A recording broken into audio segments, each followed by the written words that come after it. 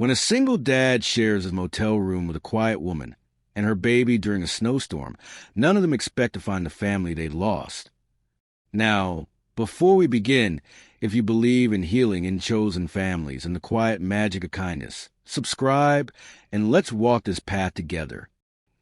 The snow pressed its face to the terminal glass like a child watching strangers pass. Outside, engines groan in the hush of winter's breath, blinking red in the fog. Inside, Gate B7 glowed with tired light, yellow, humming, half asleep. The kind of light that made everything feel slower, softer.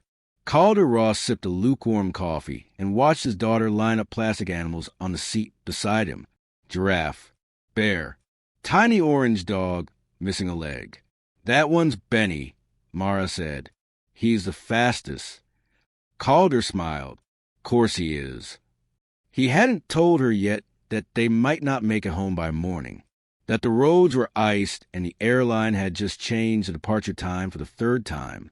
He figured there wasn't much point in worrying her until he had to, so he let her play, let her line up her little zoo across the window ledge while he did what he always did. Kept it together, quietly. He wore the coat he'd had since college, threadbare at the elbows, warm enough if you didn't ask too much of it. His boots were scuffed. His shoulders carried more than just a duffel bag. Unemployed for 4 months. Widowed for 3 years. Calder had the look of someone who loved deeply and quietly and had learned not to expect much in return. Then she arrived. Not with drama. Not with noise. Just presence. The woman drifted into the gate area, like a page turned too soon. She wore a long wool coat, color of ash, the sleeves slightly too long, as if it wasn't hers to begin with. Her hair was tucked beneath a hat that had seen better seasons. And in her arms, a baby, wrapped like winter's last hope. Quiet, blinking, breathing soft as snowfall. Calder noticed because Mara noticed. Children don't hide their curiosity. They gaze straight through. Daddy, Mara whispered, tugging his sleeve. That baby looks like a marshmallow. He smiled. Keep your voice low, honey. She's pretty. She is. They didn't speak to her, not at first. She sat 3 rows down, facing the window, not the room. 1 seat for her, 1 for a bag, 1 for the baby's car seat, still sealed in plastic. Her fingers stroked the baby's blanket absently, rhythmically, like a song she couldn't hum out loud. The storm crept in deeper. Gate agents began making apologies with clipped smiles. Words like delayed and alternate routing hung in the air like overcoats on a crowded rack. Someone groaned. A man swore under his breath. Children cried, bored and cold. But the baby in her arms did not cry. Not once. The woman didn't speak for nearly an hour, until Mara wandered over, holding her animal with a broken leg. This is Benny, Mara said softly. He's fast. You can hold him if you want. The woman turned, startled just a little, but smiled. It was a quiet smile, the kind you save for emergencies. Thank you, she said. Her voice was low, lovely, and slow. She didn't offer a name, just held out her hand to receive the toy like it was a fragile gift. Calder rose, ready to retrieve his daughter, apologize, make it all go away. But the woman only looked up at him. She's sweet, she said. So is yours. There was a pause, a moment thick with things not said. You headed home? He asked. She hesitated. Just away? Then looked out the window again. The flight was called 2 hours late, boarding in reverse. The woman waited until the last passenger stood. Calder did too. He wasn't sure why. Maybe it was something in the way her coat didn't quite close at the buttons, or how she never once shifted the baby to rest her own arms. They boarded near the end. Row 23. Calder and Mara crossed the aisle from the woman and her child.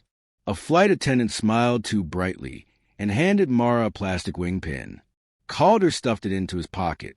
The plane was old, the kind with fraying seat pockets and ceiling panels that hummed when you looked at them wrong. They took off anyway. Clouds swallowed them like smoke. An hour in, the shaking began. Not a jolt, not at first, just a shiver in the air, like the plane had taken a breath it couldn't hold. Then a drop, and another. The lights flickered. A tray table fell open with a crack. Somewhere near the front, someone gasped. Calder reached for Mara's hand. She was scared, but silent. The oxygen masks dropped like startled birds. The baby didn't cry, just blinked. The woman held her tighter, jaw clenched, but her eyes calm. It was that stillness that caught Calder again, the way she looked through fear and didn't blink. Then the captain's voice, tight, professional. "We are diverting to Timber Hollow Municipal. Weather systems have shifted. We'll be on the ground in 15. Timber Hollow." Calder had never heard of it, but the name sounded like pine trees and nowhere, and maybe that was enough. They landed hard. Wheels hit tarmac, like a question answered too late. The plane lurched. People clapped nervously. Someone sobbed. Outside the windows, snow. Endless, perfect snow. The town's terminal was no more than a long hallway with vending machines and wooden benches. Someone had plugged in a string of Christmas lights near the ceiling. They blinked red and green. Half-hearted, buses came to collect those lucky enough to find lodging. Most didn't. The town had 3 motels, all booked by the time Calder got to counter. Room for 1, the clerk said. But that's it. Calder hesitated, looked down at Mara, then over his shoulder. The woman stood near the wall, phone in hand, no signal, rocking gently. She didn't ask, but he did. "Ma'am, if you got nowhere, I've got a room. You and the baby can take the bed. I'll take the floor, or a chair, or whatever's left." She looked at him then, for the first time, really looked, and nodded, once. The room smelled like radiator heat and old soap, the kind of room that had seen more heartbreak than honeymoon. 2 twin beds, 1 lamp, no art. She laid the baby gently down on one bed. Calder opened his bag, dug for a charger, found a granola bar instead. "Here," he said, "in case she gets hungry." "She's nursed. Thank you. You don't say much, do you?" She glanced up. "Do you want me to?" "No," he said, "just not used to quiet." She half smiled. "I was raised on quiet." He didn't press. He spread his jacket on the floor beside the heater and lay down. Mara curled into the second bed, already dreaming. The baby stirred once, then stilled. The room hummed. Pipes hissed. Wind scratched the window. Then her voice, soft and tired. "Eloise." "Sorry. My name." He turned his head, met her eyes in the dim light. Calder. Another pause. "Your daughter is kind," she said. "She gets that from her mom."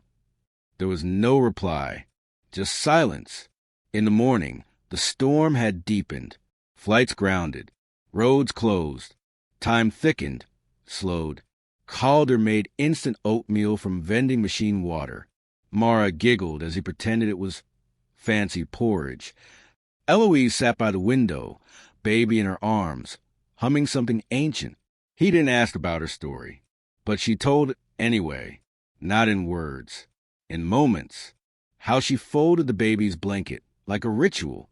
How her fingers trembled slightly when someone knocked on the door. How she checked the window twice before opening it. At noon, the baby fussed. Calder took her gently, bouncing her on his knee while Eloise ate. "She likes you," Eloise said. "She trusts easily," Calder replied. "No, she doesn't." Another silence. Then, "You remind me of someone." Calder didn't ask who. That night, they stayed up watching snowfall beyond the motel glass. Mara snored softly in bed, cheeks pink from sleep. Eloise held the baby close. Calder sat beside her, floor hard beneath him. "I was supposed to be someone else," she said, more to the window than him. "But I forgot how." He didn't respond, just passed her the second half of a candy bar. She took it, tore it in two, and gave half back. The storm would break by morning. But something else had already shifted. Not loudly, just enough. The door shut with a soft clunk that sounded final. Room 6 was small, the kind of small that made every sound feel personal. A radiator ticked beneath the window, like a tired metronome. The wallpaper curled slightly in one corner, its once bright pattern now a hush of faded florals and forgotten glue. Calder stood near the sink, rubbing his hands together for warmth. The faucet had a slow drip. He watched it for a moment, counted between the drops. 5 seconds. Then 4. Mara was already curled up on one of the twin beds, wrapped in her coat like a moth in a cocoon. Her lashes twitched against her cheeks. She had fallen asleep in the car and never fully woke. The woman, Eloise, stood at the foot of the other bed, the baby in her arms. The child had gone still. Heavy with sleep, her mouth opened just slightly. A ribbon of drool shimmered at the corner of her lip. Eloise brushed it away with a fingertip, so gentle it might have been a prayer. The lamp on the nightstand flickered when Calder turned it on. A soft yellow glow pooled between them, no more than a few feet apart, but somehow still oceans. He cleared his throat. There's ramen if you're hungry. Just vending machine stuff. She nodded but didn't move. Microwaves out there in the hallway. I could heat something up. Later, she said, voice hushed. She's only just down. Calder nodded, picked up his coat, and folded it in half like a blanket. Laid it on the thin carpet next to the heater. It puffed out weak warmth like it had something to prove. You're taking the floor? She asked. I said you and the baby take the bed. You also said you'd take the chair. He glanced at the old vinyl recliner. Its seams cracked and splitting like dry earth. That thing looks like it gave up in the 70s. A ghost of a smile touched her lips. It was the first time he'd seen her smile like it might stick. I don't sleep much anyway, he added, settling on the floor with a grunt. This'll be fine. She tucked the baby into the bed, placing her gently in the center, flanked by pillows like little sentinels. Then she stood for a long time beside her, watching her chest rise and fall like she might disappear between blinks. Do you mind if I leave the light on? She asked. Not at all. He saw the reason in her eyes, though she didn't explain. Not fear of the dark, but of what memories might come with it. Eloise sat down on the edge of the mattress, arms wrapped around herself. Her coat remained on. She hadn't taken it off since the plane. Calder shifted, folding his arms beneath his head. The floor was cold but familiar. In another life, he'd slept on harder things. Hospital chairs. Basement floors beside a child's fevered bed. He closed his eyes, let the room hum. The radiator hissed. Outside, snow whispered secrets to the glass. At some unknowable hour of the night, the baby stirred. Just a whimper, a protest of the cold. Eloise rose in silence, scooped her up and began to sway. Back and forth, back and forth. Calder opened one eye, watched her from the floor. She hadn't noticed. Her lips moved without sound, perhaps singing, perhaps remembering. The baby settled against her shoulder, breath catching and evening out. The lamp still glowed, but dimmer now, as if it, too, was tired of shining. Do you always travel alone? Calder asked softly. Eloise turned toward him, as if surprised he was awake. I try not to travel at all. He waited, gave her the room to continue. She didn't, just stood there rocking. After a moment, he said, You don't have to tell me anything. I know. But if you ever need to, I'm here. The words sounded simple, but he meant them like a promise, like someone who had learned the value of listening without asking too much. She nodded once. The heater kicked again with a groan. Somewhere, pipes rattled. The baby sighed in her sleep, lips puckering. Eloise sat back down on the edge of the bed, baby in her arms. She didn't lie down. She didn't close her eyes. Morning didn't come. It seeped, The gray light outside was more a suggestion than a sunrise. Snow piled higher on the windowsill. Icicles clung to the roof like teeth. Calder woke to the smell of warm water and powdered coffee. Eloise stood at the sink, steam rising from 2 paper cups. "I hope you don't mind," she said, without looking. "I found some instant in your bag. Take anything you want, except the granola bar. Mara has declared it sacred." He sat up, joints cracking like old stairs. Took the cup from her hand, grateful. Mara was still sleeping, curled beside the baby like they'd always been that way. Calder sat on the edge of the unused bed, sipping. "Do you want to tell me your real name now?" he asked gently. "I already did." "Eloise." She nodded. "You don't sound so sure." "I'm not sure of anything these days." He didn't press. Instead, he reached into his bag and pulled out a crumpled sketchbook. Not drawings, just notes. Ideas. Half-formed thoughts. He flipped to a blank page and handed Mara a pencil as she began to stir. "Want to draw your new friend?" She yawned, nodded, and began sketching the baby. Badly, adorably, like a 6-year-old sees the world. Round and bright and missing a nose. Eloise watched in quiet awe. "She's gentle." Calder smiled. "Too gentle for this world, maybe?" "No, just gentle enough to remind it what kindness looks like." He looked up at her. Their eyes met. Something passed between them then. Not romance. Not yet. Just the echo of something both of them had missed for too long. Presence. Later, Calder fixed a leaking faucet with a butter knife and some folded cardboard. Eloise watched, holding the baby on her hip. She said nothing, but her eyes followed every move. "You do this often?" she asked. "Only when I'm broke." She tilted her head. "And are you? Broke?" "Constantly." She laughed, really laughed. It was quick, surprised. She covered her mouth like it had escaped. "I used to live like this," she said more to herself. "You don't anymore?" She was quiet. "I used to believe in simplicity, in being seen. Now I hide in rooms people clean for me." Calder didn't know what to say, so he offered her the butter knife. She took it like a baton. That night, after Mara had gone to sleep and the baby was down again, Eloise stood at the window, watching the storm. "You ever hear the sound snow makes?" she asked. He joined her. "No, it doesn't fall. It lands, like an apology." They stood in silence, side by side. Calder said, "You're running from something." She nodded. "Is it dangerous?" "No, just heavy." She reached into her coat pocket and pulled out a photograph. Worn edges. A man and a woman. Younger. Smiling. Her parents, maybe. "I forgot how to want anything soft," she whispered. He looked at her. Really looked. "You still remember how to give it, though." The next morning, a man in a town car came to the motel. Knocked on the door just after breakfast. Eloise opened it, baby on her hip. "Miss Ventnor," he said with a bow of the head. "We found a clear flight path. Your jet is waiting." Calder froze. Mara looked up from her drawing. "Ventnor?" he echoed. Eloise turned slowly. Her face was unreadable, as if she'd stepped out of a memory and forgotten which way was forward.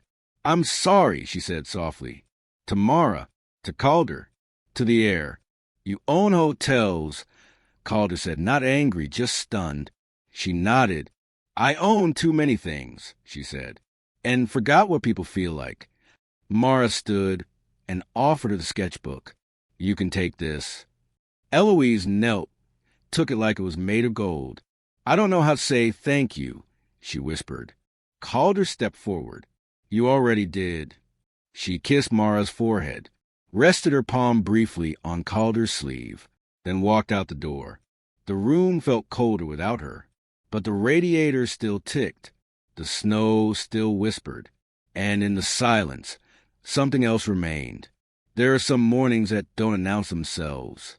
They arrive as hush, just light through gauze, cold coffee on the sill, breath on frosted window glass. This was one of those mornings. The storm had passed in the night, but it left a silence in its wake. Not peaceful, not quite, but deep, like a room just after someone you love has left. Calder stood outside the motel office, mug in hand, breath fogging in front of him. He wasn't in a rush to go back inside.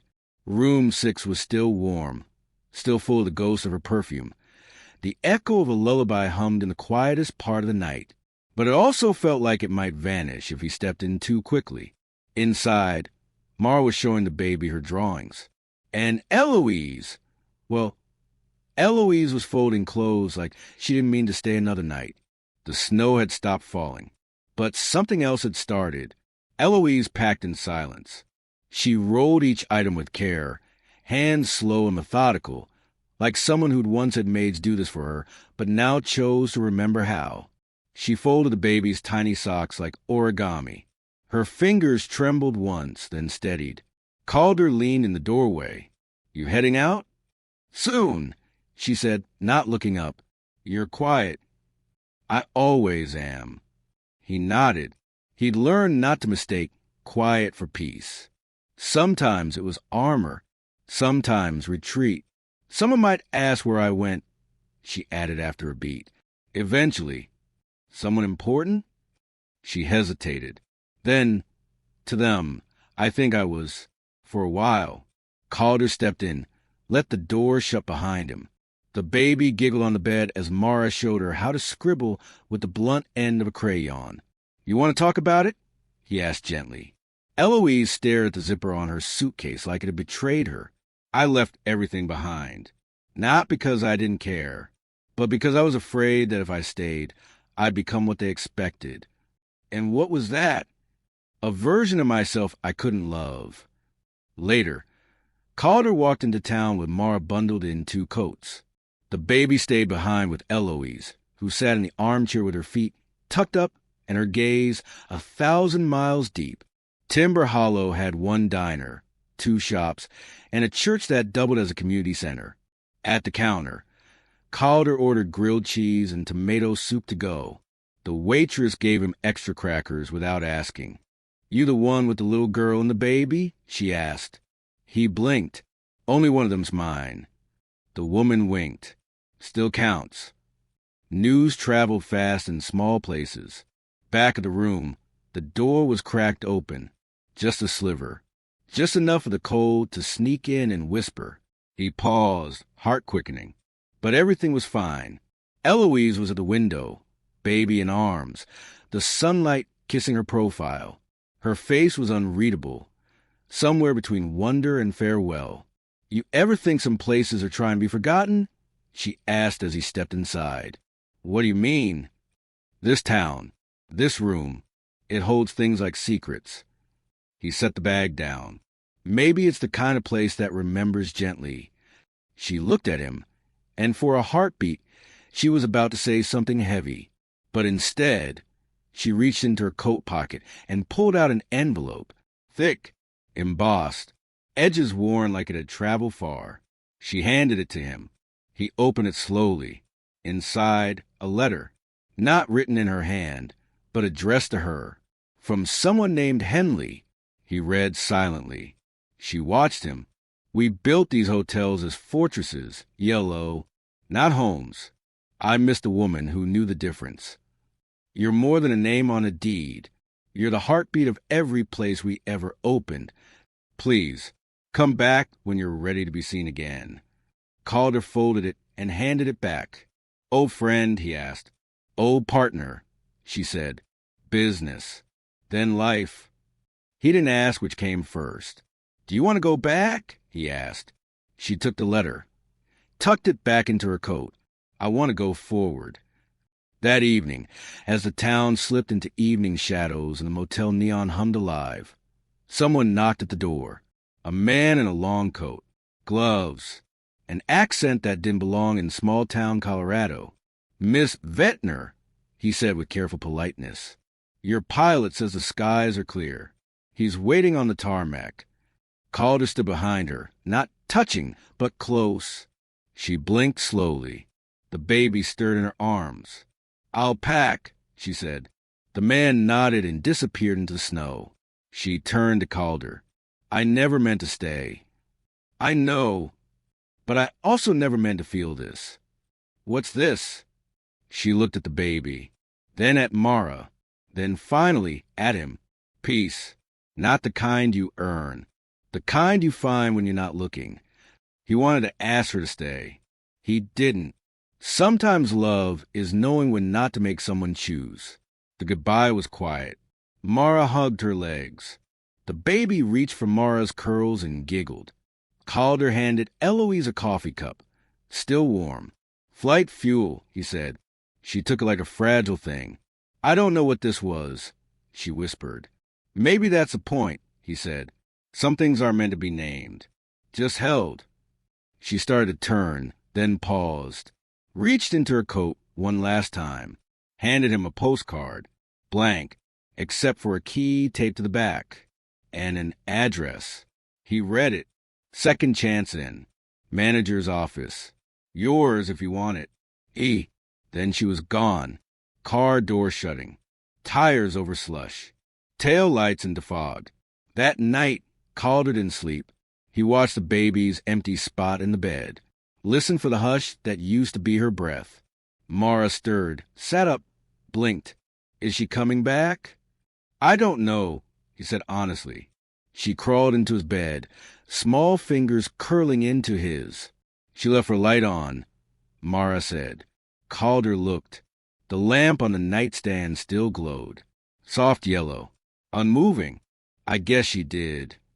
He didn't know yet what he would do with the key. He didn't know if the job was real. But the snow was lifting. The road ahead, however long, was visible now. And in his coat pocket was something warm. A key, a name, and the last line of a letter that hadn't been written yet. The letter arrived on Christmas Eve, folded into thirds and smelling faintly of cedar. No return address, just his name, handwritten in ink that bled a little at the corners. Calder Ross, 4A, Juniper Street, Ashford, Montana. The postmark was Colorado, but the handwriting, he knew it, even before he opened the envelope. Even before he sat down at the little kitchen table where Mara had been stringing popcorn for a treat they couldn't afford. He opened it slowly. The card inside was a photo, not of her, but of room 6. The same peeling wallpaper, the same gold lamp, the window cracked with snowlight. On the back, a few words written small. The place was never broken, just waiting for someone to love it again. Your key's still good. Come see it when the world quiets down. If you want a job, you already know how to fix leaky faucets. If you want more than that, bring Mara. Room for one more. E. Calder sat still for a long time. Snow fell outside the window, like it was trying not to wake anyone. He didn't tell Mara at first. Instead, he hung the postcard on the fridge door with a chip magnet shaped like a cowboy boot. Let her find it herself. She did. 2 mornings later, barefoot and sleep-creased, rubbing her eyes with a fist. Is this room 6? She asked. He nodded. She sent it?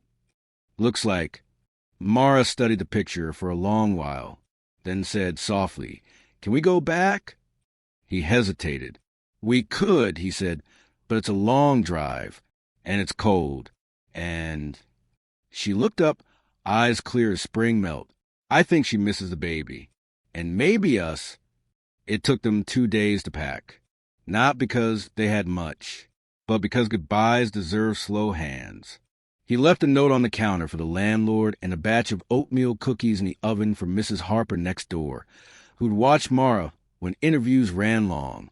Then they loaded everything they owned into a second-hand sedan with a dent in the door and a heater that coughed more than it blew.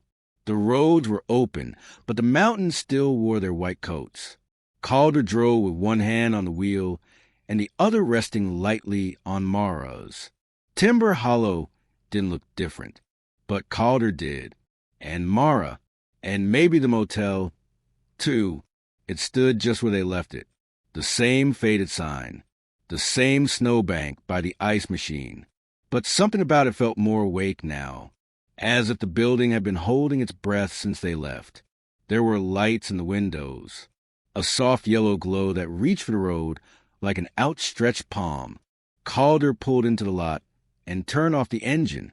The silence after the car stopped fell holy.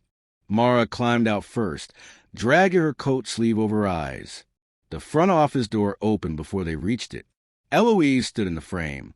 No coat, no heels, just boots, a flannel shirt, and a child on her hip who squealed when she saw Mara. Eloise didn't say anything. She didn't have to. Calder crossed the snow, heart loud in his chest. They stood close but didn't touch. "I wasn't sure you'd come," she whispered. "I wasn't sure you'd still be here. I wasn't sure I'd leave the light on," she replied. "But you did." Eloise glanced down, breath catching. "I left a lot on." Calder looked at her. Not the clothes, not the hair, not the name, but her. "Are you offering a job?" he asked. "I'm offering a key," she said. "Same thing," he smiled. "Not always." She stepped aside, held out the baby. "She remembers you." Mara ran past them, straight to baby, squealing back. Calder held out his hands, and Eloise let go. Just for a moment, room 6 hadn't changed. Still the same walls, the same slow hum of the radiator, but it smelled different now. There was coffee in the air, fresh sheets, a wooden box on the nightstand with Second Chance burned into the lid. Inside, 3 sets of keys. Calder picked one up, held it in his palm. "You did this?" he asked. "I didn't know I was doing it," Eloise replied. "Not until you left." They sat on the edge of the bed, the silence between them warm. "I built all these places," she said, "made them shiny and polished, gave them marble lobbies and fireplaces that flickered behind glass. And none of them ever felt like this room." He looked at her, then reached into his coat and pulled out a photograph, the one of Mara and the baby, asleep in bed that night of the storm. He'd taken it without flash, just light and stillness. He handed it to her. "I carried it in my wallet," he said. "Kept it safe." She ran her thumb over the paper. "You still do that," she said. "Keep things safe." There was a pause. Then she looked up at him, eyes steady. "Do you want to stay?" He nodded. "I brought cookies," he said. She laughed. "I brought hope," she said. He kissed her then. Soft. No hunger. Just recognition. The baby began to cry. Mara picked her up and bounced her clumsily. "You're going to be the best big sister," Calder said. Mara looked at him, surprised, then hopeful. "You mean it?" He looked at Eloise. She didn't speak, but her eyes said everything. "Yes," Calder said. "I mean it." That night, the 4 of them sat in the lobby. No guests yet, just them. A fire crackled. The lights were dim. The baby chewed on a coaster. Mara played cards with herself. Eloise sipped tea, legs curled beneath her. Calder opened the guest book, wrote the first name. Ross C&M, 12/29. First snowfall, first night back. Then he passed the pen to Eloise. She wrote nothing, just drew a tiny heart next to his name. And that was the beginning, not of a love story, but of a life, a room filled with light, and room for one more. If this heartfelt tale touched your heart, please like and subscribe. There are more like these to follow.